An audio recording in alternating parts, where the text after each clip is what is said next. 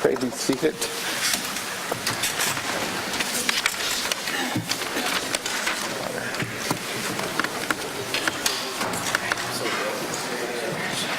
Let us pray. Prions le Seigneur.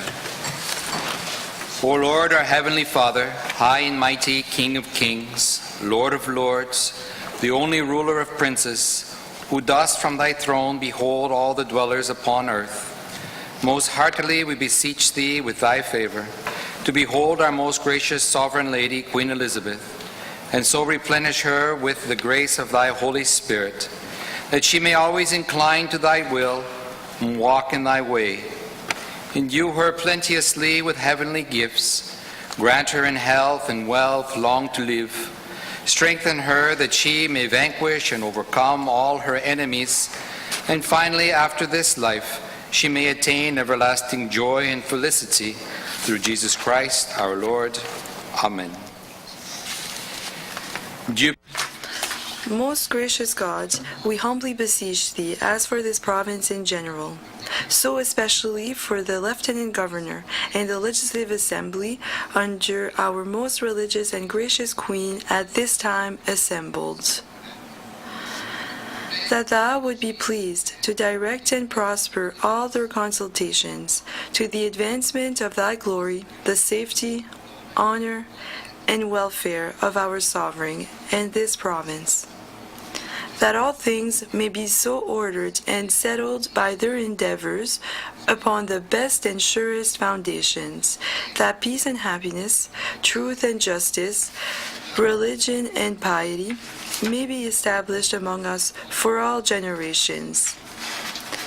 These and all other necessaries for them and us we humbly beg in the name and mediation of Jesus Christ, our most blessed Lord and Savior.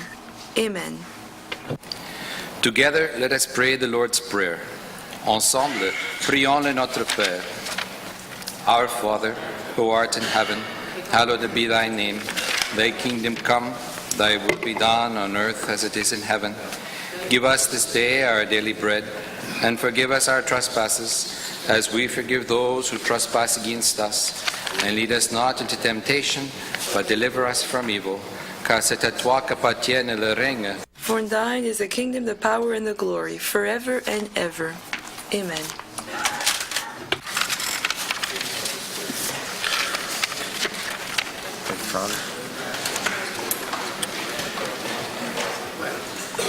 Introduction of guests. I recognize the member for St. John, Lancaster.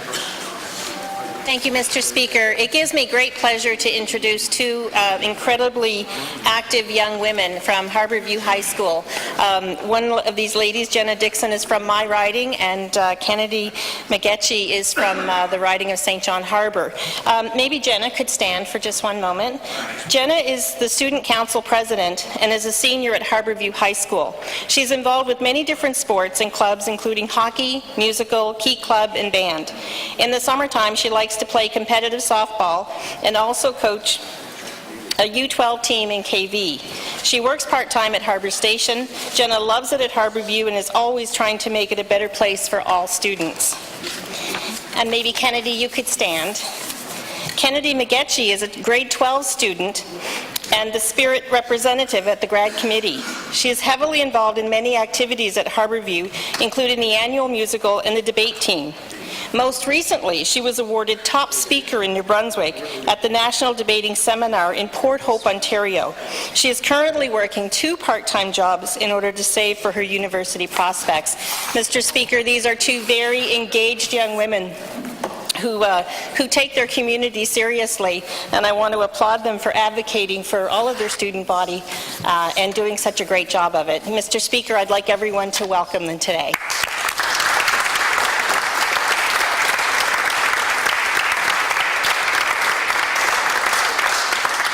Recognize the Honourable Minister of Education. Thank you, Mr. Speaker. I, too, want to welcome Jenna and Kennedy to the Legislature as Minister of Education and Early Childhood Development. It's great to see these fine examples of students coming here to the Legislature to see what's taking place here in the province, but actually taking an active role and getting involved with their student council and many other extracurricular activities. I have two daughters that were both involved, like you, graduated now at university, so congratulations for getting involved in your community. Congratulations for coming here to Fredericton for some very important issues, and you're great leaders now, and we hope that you'll lead in the future in New Brunswick. Congratulations.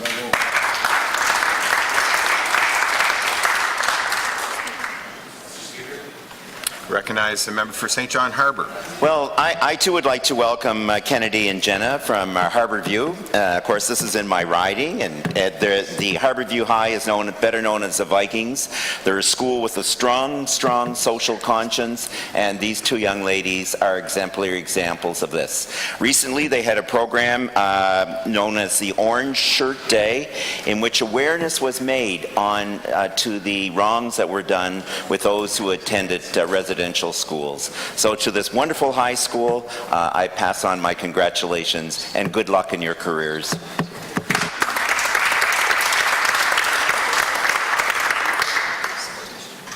Statements by members. Recognize the Deputy de Catacat.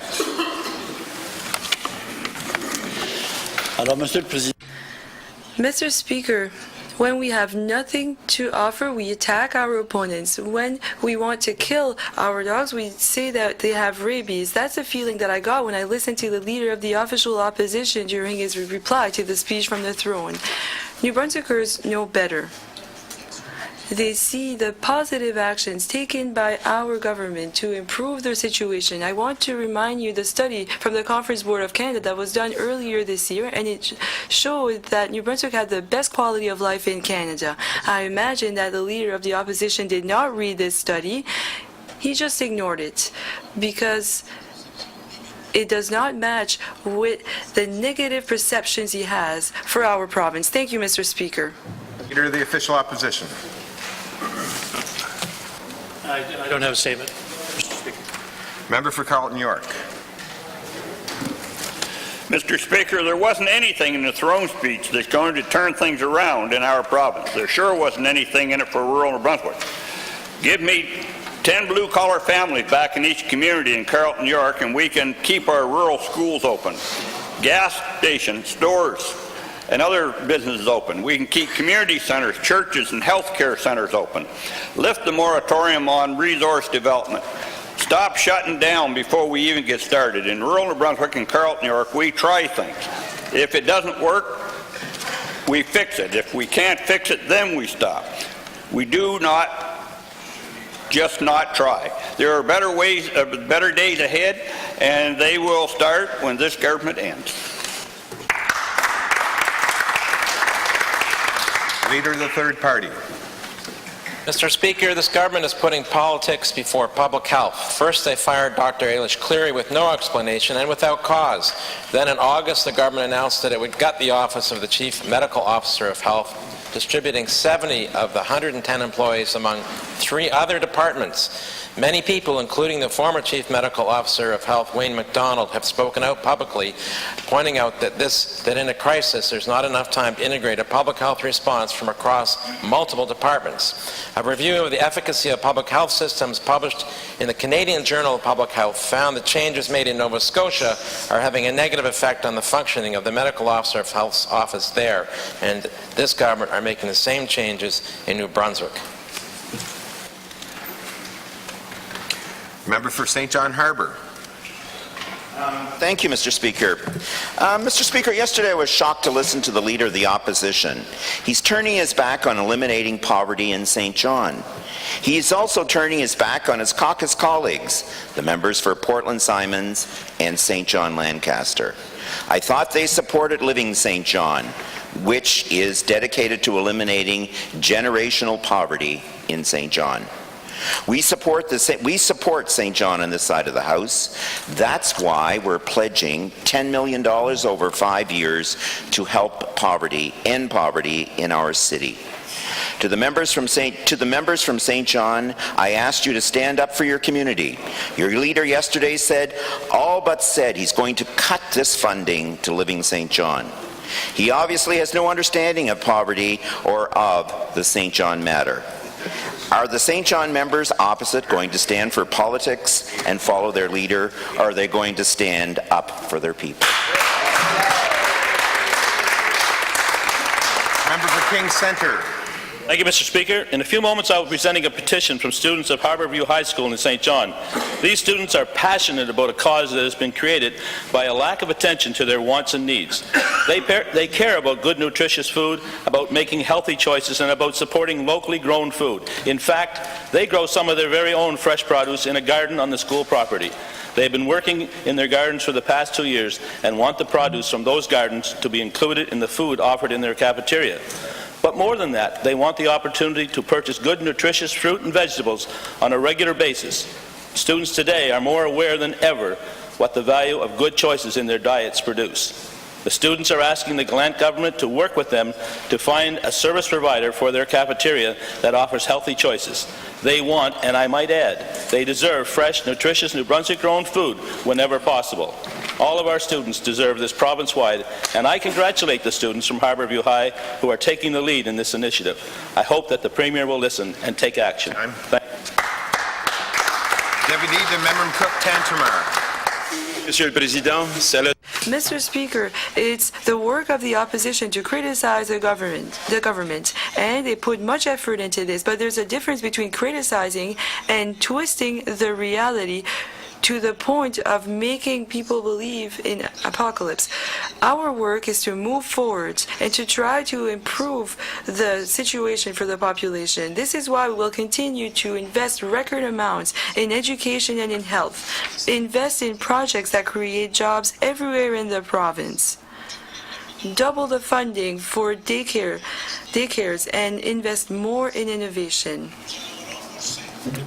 We will make more efforts for the environment. We will also promote tourism, and we will move forward with pay equity.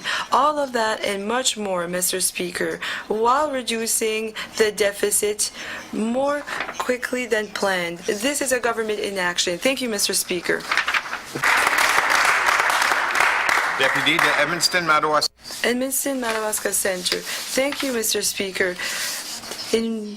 Because of cuts in health services, the government Ganon forces cancer patients to travel even further away to receive the required care. Cuts in chemo in Grand Falls and Saint-Quentin must be cancelled immediately. The Premier always says that he will not shut down rural hospitals. His plan is clear.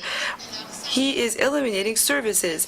The Minister of Health said that he was the big boss. So today I'm asking the Minister of Health to intervene and to say that the chemo treatment should not be removed from the Grand Falls and Saint-Quentin hospitals. Deputy de Shediac-Beaubassin-Capelé. Thank you, Mr. Speaker. Mr. Speaker, our speech from the throne introduces a great program for New Brunswickers. It gives priority to families, communities, and equity for workers. On that point, we have shown this week by tabling a bill on a first contract arbitration. Mr. Speaker, negotiation of a first collective agreement is often the most difficult. Sometimes it's because employers are reluctant.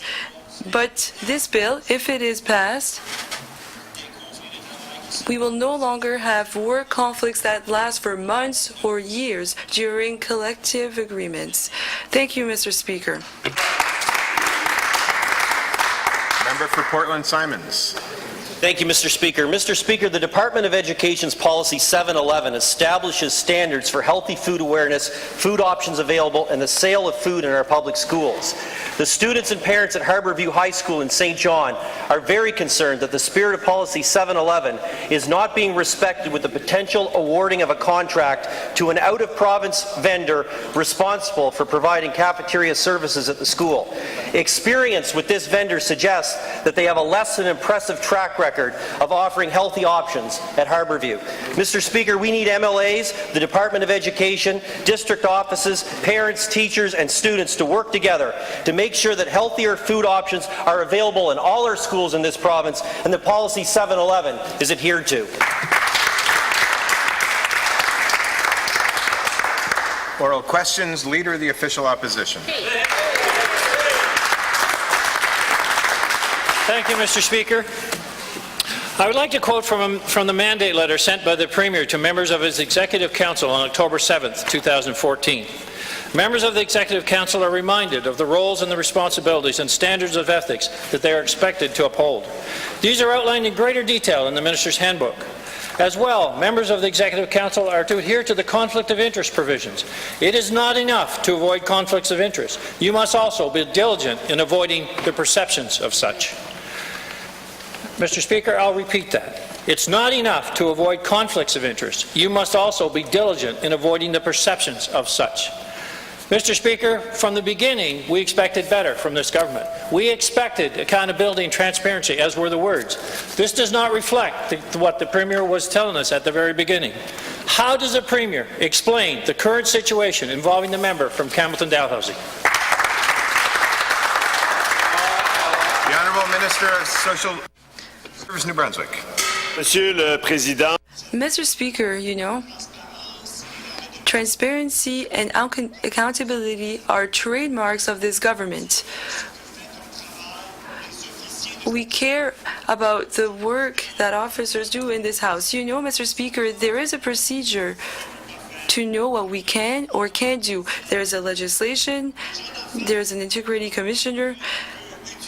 The members opposite seem to believe that we can refer to the House officers when we want to do it. But this is not how it works. For our transparent government, we want to go see the Integrity Commissioner, and that's what the Campbellton-Dalhousie member did. And the Commissioner tells us what we can do, what we can't do, and once we have these recommendations and this decision, we respect this. And I encourage members opposite to respect the decisions made by a former judge in New Brunswick, and that judge deserves to be respected. So, Mr. Speaker, the process continues. When the going gets tough, the Premier stops going. We have a situation where, in any case, we've got an issue that requires the Premier to respond directly. We don't get an answer, or we don't get someone else to stand up and speak.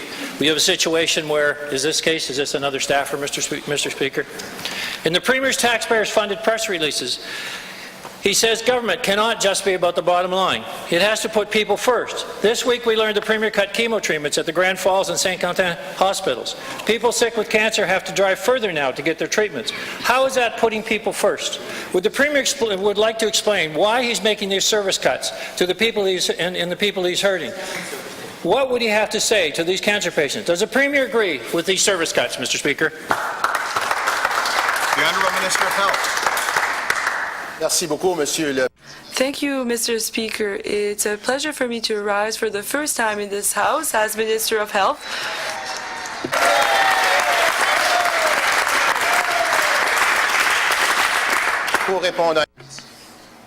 To answer a question from the Leader of the Opposition. You know, this decision resides with the Vitality Network.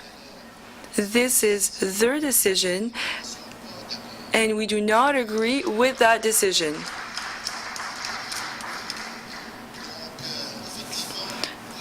So indeed, I lost an aunt a year ago. She was a cancer patient. It was her third cancer. And I know that one of my colleagues just lost one of her aunt. She was also a cancer patient. So on this side of the House, we are very aware of this issue. Chemotherapy treatments, and we are saddened to hear about this. Official Opposition. Mr. Speaker, is the Premier silent this morning on issues and real questions that affect cuts that his government has actually put in place? While we continue on this topic of cuts, would the Premier admit to cutting $25 million from post-secondary funding? I know a lot of university students who don't think the Premier is putting them first with that cut. What does the Premier have to say to those New Brunswickers? How does he explain to them that he is putting them first by taking $25 million from their funding? Will the Premier confirm the $25 million cuts to post-secondary funding for these students? Thank you. The Honourable Premier. Mr. Speaker, education is crucial to the future of our economy. It is crucial to the social fabric of our province, and that is why, Mr. Speaker, we are the government that has invested the most in education in the history of our province.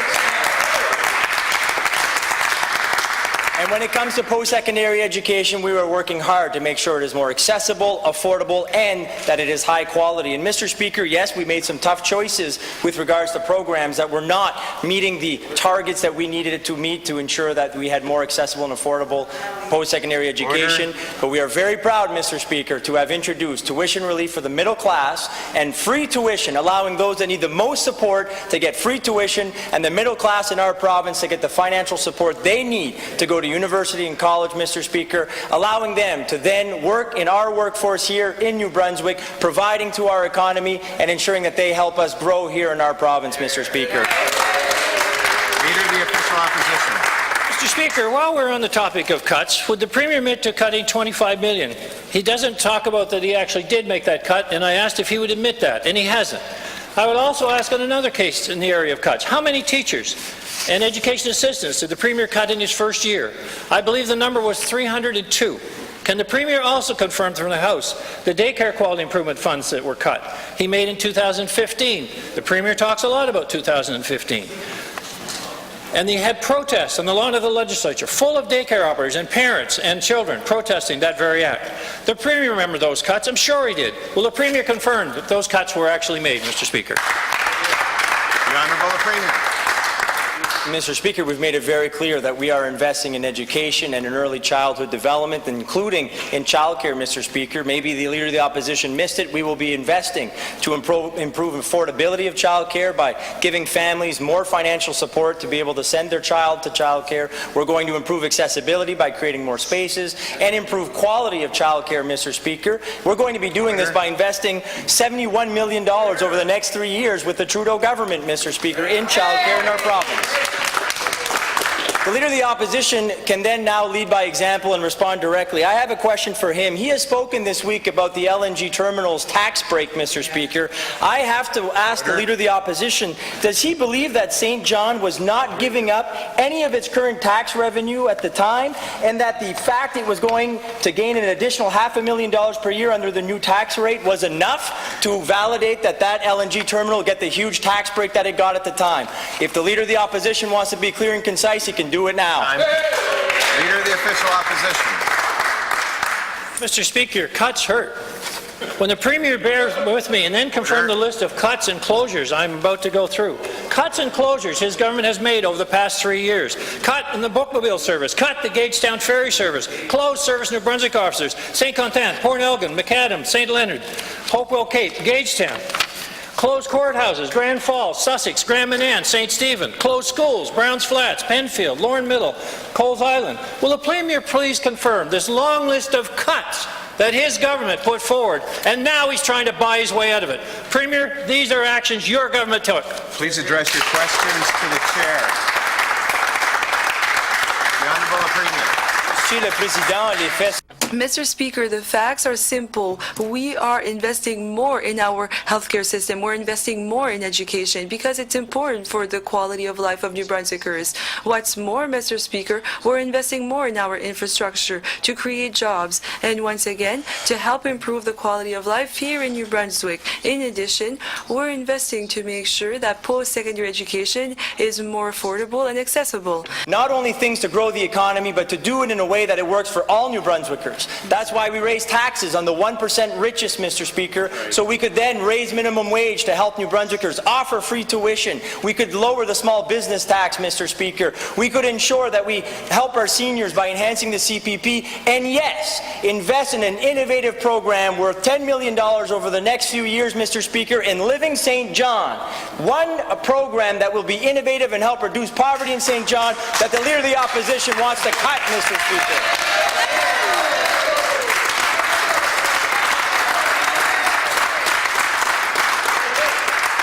official opposition? Well, cutting strikes a chord, doesn't it, Mr. Speaker? Cutting services. Will the Premier please confirm the service cuts he made to the seniors in nursing homes? I am sure he remembers the one cutting nursing care ratios and food budgets and cleaning budgets. I believe there was also the year that the former health minister and current finance minister were out defending cutting $3 million from people in wheelchairs and orthopedic shoes. Does the Premier remember that, or is amnesia set in, Mr. Speaker? Will the Premier confirm these cuts? Will he answer to what he actually was doing all during this mandate, or has he forgotten all about that and now just more taxes? Thank you, Mr. Speaker. The Honourable Premier. Mr. Speaker, we've worked very hard with the people of New Brunswick to make some tough choices. Et à travers de ces choix, nous avons And through these choices, we managed to reduce the deficit by more than half while investing more in New Brunswickers' priorities, which are education, healthcare, any things that will help us grow the economy. So that's what we achieved in 2015, 2016, and the projections are telling us that this will be possible in 2017. By working with New Brunswickers, we're getting results. wants to lead by example, like he says he does, then I ask him to answer this question, Mr. Speaker. Does he believe that St. John was not giving up any of its current tax revenue when it came to the LNG terminal tax break, and that the fact it was going to gain an additional $500,000 per year under the new tax rate was enough to validate the fact that there would be a huge tax break for the LNG terminal? Yes or no?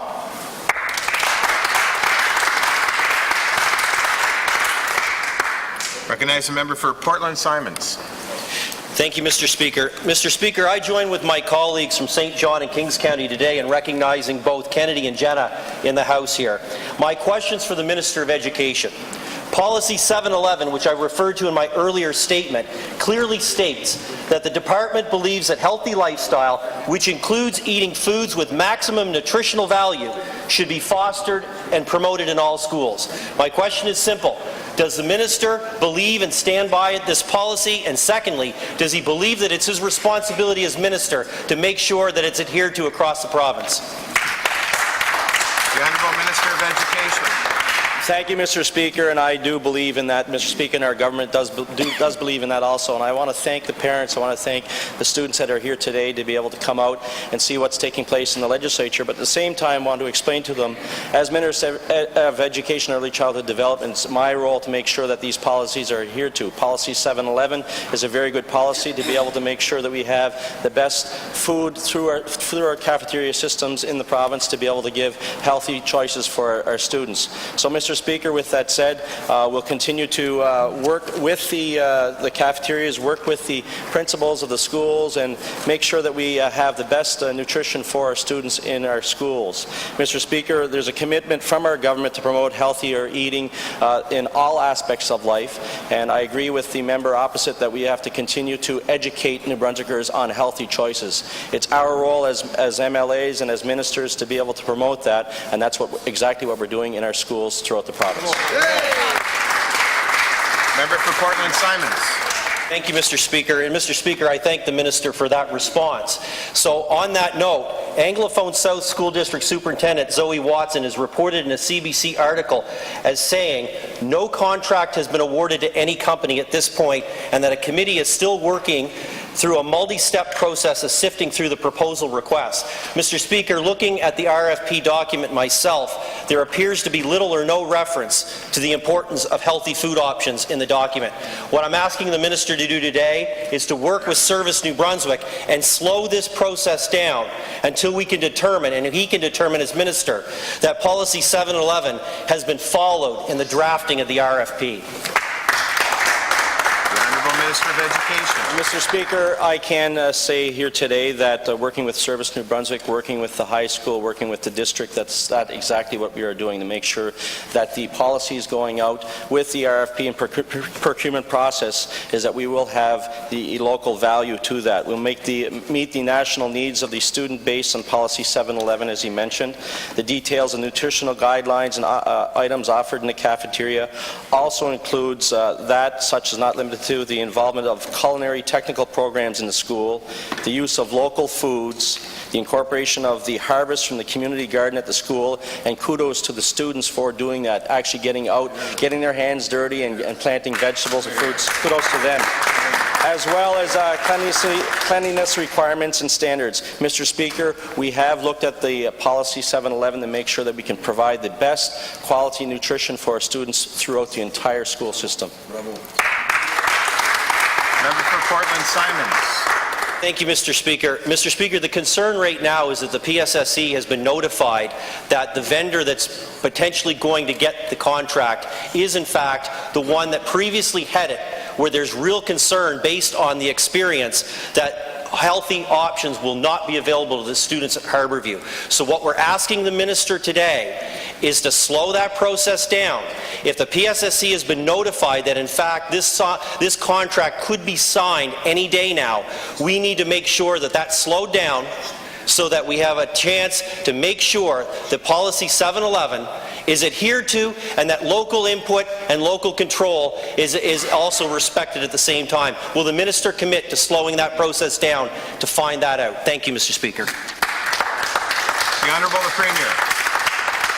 Mr. Speaker, we very much appreciate the questions from the member of Portland Simons, and of course making sure that our children and our youth are able to be as healthy as possible is very important to every single person in this legislature, and to have some of our youth and have people that are in our school system take it upon themselves to try to inspire change, I think is a beautiful thing to see. So I appreciate very much the questions of the opposition, and we will certainly take the points that he made to heart. Mr. Speaker, I do want to say, though, I am a bit disappointed that the member from Portland Simons is not getting up today to condemn the comments of the Leader of the Opposition from yesterday. The Leader of the Opposition has made it clear that he's against taxing the 1% richest amongst us. He's against raising minimum wage for those working hard, Mr. Speaker. He's against free tuition, against CPP enhancements. But I was shocked yesterday to hear him speak very politically, in a very politically charged way about how he does not support the Living St. John initiative to reduce poverty in the city of St. John. Why will the member of Portland Simons not make him retract his comments and apologize to St. John? Recognize the member for Rossay. Thank you, Mr. Speaker. I'd like to return for a moment to the Premier's message that he set forth in his mandate letters. And I have copies of them, and I would like to quote them. It is not enough to avoid conflict of interest. You must also be diligent in avoiding the perception of such. I'm going to repeat that. It is not enough to avoid conflict of interest. You must be diligent in avoiding the perceptions of such. The Premier and I are both lawyers, and we were taught, I'm sure, from an early stage in our legal education, the principle that not only must justice be done, justice must also be seen to be done. Am I correct in believing that this message and this principle was part of the Premier's thinking when he drafted the mandate letters? The Honourable Minister of Environment and Local Government. Mr. Speaker, you know, I mentioned a while ago at what point transparency and accountability are important, and I equally mentioned that we have the opportunity to have in this province an integrity commissioner who's a former judge of the Court of Appeal in New Brunswick. And I know, like the member across the way, I'm a lawyer as well, and we all know what the criteria that we must apply to decide if there is a conflict or not. And I have no doubt whatsoever, I repeat it, that our integrity commissioner, who was made aware of the facts and who made a recommendation to the member for Campbellton, made the right decision. I am fully confident in the safeguards that we have in this province, and I fully trust the capabilities of our Commissioner for Integrity and to give a good recommendation that respects the principles mentioned by my colleague on the opposite side, Mr. Speaker. Thank you, Mr. Speaker. I just had a simple question. I talked about a principle of justice not only being done, but being seen to be done, and I asked the Premier a simple question. Was this his mindset when he did the mandate letters? There's a tremendous amount of jurisprudence on the subject and on this principle. On May 2nd, 2013, the Premier rose in this House and proclaimed, and he proclaimed this, I might add, to his credit, the perception of politics and the perception that the political system is working for New Brunswickers is often just as important as, if not more important than, some of the outcomes. Now, those are the Premier's words. Good for him. My question is this part of his thought process when he put together his mandate letters? Very simple question, Mr. Speaker. The Honourable Minister of Environment and Local Government. Mr. Speaker, the member on the other side mentions principles that are dear to all of us. So, of course, we're talking about diligence, about perception, about justice principles. And I have problems understanding the question from the member because I'm wondering if he believes that our Commissioner for Integrity does not know these concepts. These concepts are basic concepts, basic notions that know very well, that a former judge of the Court of Appeal of New Brunswick knows very well, who is acting as Integrity Commissioner at the present time. So, Mr. Speaker, I'd like to reassure the member across the way that all of us on this side of the House, we adhere to these principles, we respect these principles, and among these principles, we have in New Brunswick a way of proceeding to ensure that these principles are followed by us as members. There is a Commissioner for Integrity, and we respect his recommendations, Mr. Speaker. Thank you very much. Again, Mr. Speaker, I asked a simple question, and the Attorney General answered it in such a way that he said technically, legally, he may not be in violation. But that is not the Premier's words. I have no expectation of conduct from the member from Campbellton Dalhousie, but I do have an expectation of conduct from the Premier. I hold him to a higher standard. Because he's the Premier, these are his words. And I simply ask another question then. If the member resigned from office today, would he then be in violation of the Members' Conflict of Interest Act? So if he resigned today, would he be in violation of the Act? I know the answer. I'd like the Premier to stand up, look me in the eye, and tell me that he knows the answer as well. Attorney General.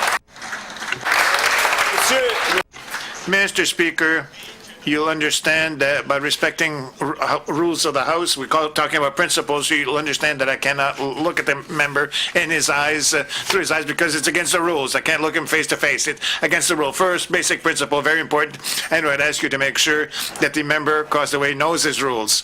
That being said, Mr. Speaker,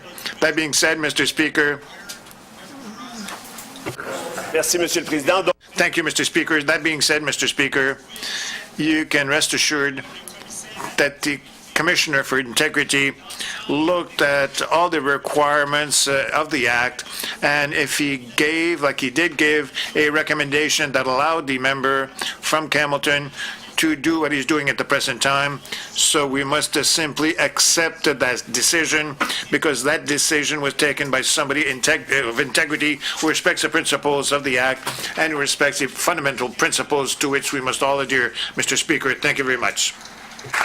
Recognize the Leader of the Third Party. Monsieur le Président. Mr. Speaker, I can't find anyone in this province who actually supports the privatization of health care management except the members opposite. Réseau de santé vitalité, égalité santé en français, Société de l'Acadie du Nouveau-Brunswick, l'Association acadienne et francophone des aînés du Nouveau-Brunswick. Coalition pour les droits des aînés et des résidents des Seniors Federation, the New Brunswick Union, and Canadian Union of Public Employees are all opposed. Will the Minister of Health reverse his decision to take the management of our extramural nurses out of the hands of Vitalité and Horizon and to offer it to Medavie. Thank you very much for the question. As you know, our population is aging. We have the oldest population in Canada, our province of New Brunswick, and it's not going to get better. There's going to be a larger aging population in the future. If we look at the numbers, we know that in the past 15 years, the population of New Brunswick has grown by 2%, while the population of the 65-year-old and older has grown by 15%, and that is not going to change in the next 15 years. In fact, the projections are in the next 15 years, the population will grow by 1%, and the population of the 65-year-old and older will still grow by 50%. So we need to be ready. I want to mention here that we do have some support for this initiative. At the announcement, we had the Medical Society of New Brunswick supporting this. We had the Nursing Association of New Brunswick supporting this, as well as Horizon. The RHA Horizon is full support of this initiative. Leader of the third party. Mr. Speaker, you know, this government has privatized the management of public pensions, has privatized the management of our extramural nurses, food and cleaning services in our hospitals, property assessment, and the provision of nursing homes, Mr. Speaker. And when it comes to privatizing the management of our extramural nurses, that indeed may be a violation of the Canada Health Act, which requires the public administration of health services. Why does the Minister of Health not have faith in the ability of our health authorities, Horizon and Vitalité, to manage the work of our extramural nurses? Instead, he's trusting Medavie Health Services in Nova Scotia to tell them how to best care for their patients. Honourable Minister of Health. Merci beaucoup, Monsieur le Président. Thank you very much, Mr. Speaker. Listen, it's really an opportunity here to explain, you know, there's the word P word. You said the P word. And that word, fairly often, is scary. And the opposition pleases itself to scare people. But now we're talking about maintaining a public system, as is the case at the present time.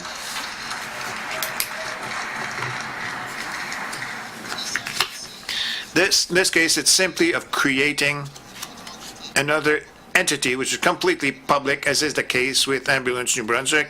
Ambulance New Brunswick, for more than 10 years, and is part of the civil service, part 3 of the civil service, just like the regional health authorities. Now we're creating a new entity called EMB Inc. that is going to do exactly the same thing. The only thing that we're doing is Medavie is going to take care of the management. That is all. Leader of the third party. Mr. Speaker, I'm well aware of the secrecy surrounding the management of Ambulance New Brunswick by Medavie. The Crown Corporations Committee earlier this month, I asked the subsidiary of Nova Scotia-based Medavie Health Services that manages our public ambulance service to provide financial statements for their $30 million share of the $100 million annual contract that the government provides to run Ambulance New Brunswick. The CEO of Medavie's local subsidiary, who is also the CEO of Ambulance New Brunswick, refused to release those financial statements to the committee, and recently I was told by a representative of the Board of Directors for Ambulance New Brunswick, they do not even see Medavie's financial statements. Now, the Minister intends to eliminate the accountability for the tens of millions of dollars we're going to pay to Medavie every year to manage our extramural health services. Why does the Minister want to hide how our tax dollars are being spent on health care? The Honourable Minister of Health. Thank you again for the member of the third party for the question. You know, Medavie is a fantastic organization. Medavie has proven that it is a leader in Canada and all over the world for provision of services, of health services. Did you know that they are the largest private ambulance provider in the country? These are facts that show that the partnership that Medavie has, not only with the government of New Brunswick, but all various governments and organizations across the country and around the world bring a lot of value. And that's the value that we have taken advantage of in the past decade, and we will continue to do so. I do also want to state that Medavie Health Services is a non-for-profit organization. There are no shareholders and there are no dividends with this organization. And it's a purely New Brunswick. Their head offices are here in New Brunswick, and we are happy to work with them. Leader of the Official Opposition, final question. Thank you, Mr. Speaker. Well, it's certainly disappointing that my colleague asked a very, very straight question, and I can understand why the answer has to be addressed to the Speaker. But having a straight answer on a very straight question on the rule of law seems pretty bad that we can't answer that, and each side knowing the answer. In the court of public opinion, Mr. Speaker, I'm sure that people know differently. They know this isn't right. This is why politicians get such bad names, because they do things that defy logic and yet described as, oh, it's okay. And in particularly here, where the Premier has been so clear, in the early days, perception of a conflict of interest will not be allowed. We must be extra careful. Well, this defies in that. And then we look at certainly, how could the legislative loophole, how could there be such a loophole in the system that allows such behavior? I'd like to have the information and the response from the Conflict of Interest Commissioner released so we could know exactly what was said and what legislation allows this to happen, Mr. Speaker. The Honourable Premier.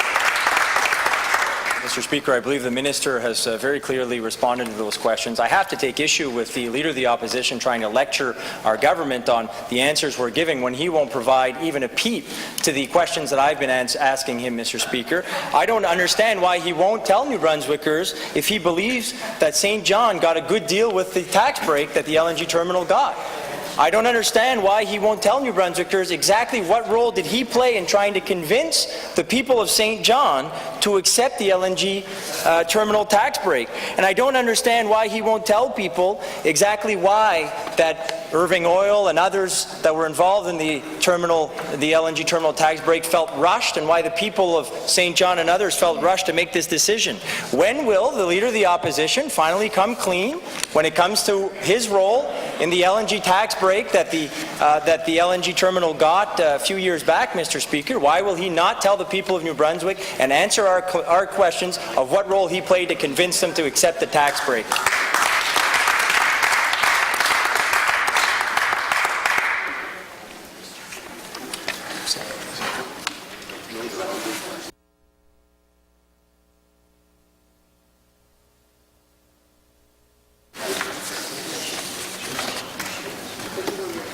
Tabling of documents.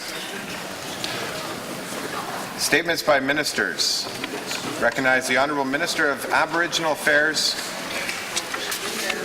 Thank you, Mr. Speaker. Mr. Speaker, I rise today in the House to recognize and congratulate Elder Imelda Purley and Percy Scobie on receiving high Canadian honours. Both received honours in recognition of outstanding Indigenous leadership on June 19th at Rideau Hall from His Excellency, the Right Honourable David Johnston, then Governor-General of Canada. Elder Purley was awarded the Sovereign's Medal for Volunteers for her exceptional commitment to teaching language, storytelling, and other traditions in First Nation communities in New Brunswick. Monsieur Scobie a été récompensé par... Mr. Scobie got the Medal for Meritorious Service. This honorific distinction is given to point out the incredible contribution in different fields of activity, whether it is initiatives and advocacy initiatives, healthcare services, research, and humanitarian efforts.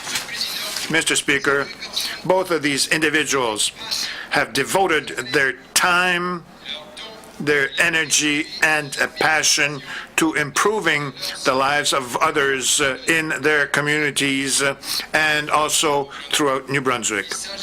They are remarkable New Brunswickers, and it is truly a pleasure to recognize them today and congratulate them on receiving this esteemed honor. Thank you, Mr. Speaker. Recognize a member for Carleton. Thank you, Mr. Speaker. On behalf of the official opposition, I would like to join with the minister in recognizing Elders Purley and Sakobi for their recent awards. And Mr. Speaker, in New Brunswick, we value our traditions and our heritage, and we share respect for those who have given so freely of their time to their communities and to their traditions. And once again, I would just like to join with the minister in extending our congratulations to these elders. Leader of the third party. Thank you, Mr. Speaker. I too, of course, join in congratulating Ms. Melda Purley and Mr. Perry Sakobi in receiving these awards. I saw the photographs, I guess, on Facebook of the ceremony in Rideau Hall. It was a wonderful event to be honored in this way for their tremendous work, Mr. Speaker. Of course, Mr. Speaker, I'm sure both of these individuals would have been pleased to hear that the minister's statement today would include some explanation as to how this government intends to implement the calls to action from the Truth and Reconciliation Commission, which the government has remained silent on since those recommendations, since those calls to action were made in 2015, Mr. Speaker. Presentation of petitions. I recognize the member for King Centre. Thank you, Mr. Speaker. Mr. Speaker, I'm proud to rise today to present this petition on behalf of the students of Harbourview High School. It says, to the Honourable, the Legislative Assembly of New Brunswick, the petition of the undersigned students of Harbourview High School of the City of St. John humbly pray that your Honourable House, through the Minister of Education and Early Childhood Development, may be pleased to establish that based on previous experience of having unhealthy food choices provided, the students of Harbourview High School do not want our food services contracted to Chartwells. And I have added my name to this petition. Mr. Speaker, thank you. Member for Portland Simons. Thank you, Mr. Speaker. Mr. Speaker, I too have a petition to the Honourable, the Legislative Assembly of New Brunswick. The petition of the undersigned students of Harbourview High School of the City of St. John humbly pray that your Honourable House, through the Minister of Education and Early Childhood Development, may be pleased to establish that based on previous experience of having unhealthy food choices provided, the students of Harbourview High School do not want their food services contracted to Chartwells. And I too have added my name to this petition, Mr. Speaker. Member for St. John Lancaster. Thank you, Mr. Speaker. To the Honourable, the Legislative Assembly of New Brunswick assembled. The petition of the undersigned students of Harbourview High School of the City of St. John humbly pray that your Honourable House, through the Minister of Education and Early Childhood Development, may be pleased to establish that based on previous experience of having unhealthy food choices provided, the students of Harbourview High School do not want our food services contracted to Chartwells. Mr. Speaker, I proudly affixed my name to this document as well. Thank you.